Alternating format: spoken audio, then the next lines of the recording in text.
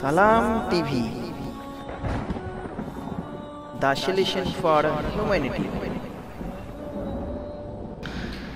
6 নম্বর প্রশ্ন করছেন। আসসালামু আলাইকুম শাইখ। ওয়ালাইকুম সালাম রাহমাতুল্লাহ। আমাদের মসজিদে ইমাম অথবা মুয়াজ্জিন যদি ইন্টারনেটে খারাপ ভিডিও দেখে তাহলে তার পিছনে কি সলাৎ পড়া যাবে অথবা আমাদের কি সলাৎ হবে? যেই ব্যক্তি খারাপ ছবি দেখে সে গুনাহগার, ফাসিক। সে হচ্ছে ফাসিক। ফাসিক মানে পাপী। ফাসিক মানে কি? পাপী। কাফের নয়, কাফের নয়। যখন কাফের নয় সে গুনাহগার, সুতরাং তার নিজের নামাজ হবে।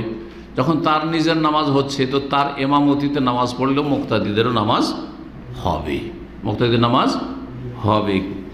কিন্তু যদি দেখেন যে এ হচ্ছে বেশ ইমাম, 5 ওয়াক্ত নামাজ পড়ে আমাদেরকে, আর এরকম ফাসেক লোক, তাহলে তাকে সরাতে পারলে সরিয়ে দেবেন।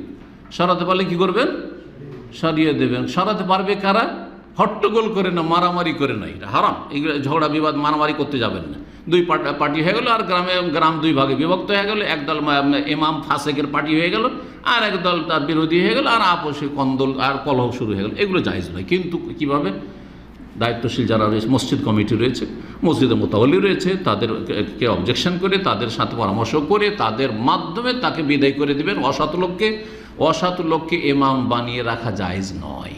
যারা জানবে যে এই ব্যক্তি খারাপ ফিল্ম দেখে অথবা বিভিন্ন খারাপ কাজে জড়িয়ে আছে, তারপরে যদি ইমাম বানিয়ে রাখে তাহলে তারা খেয়ানত করলো এবং তারা গুনাহগার, ওই মসজিদ কমিটি গুনাহগার। আল্লাহ ওদেরকে হেদায়েত দান করুন।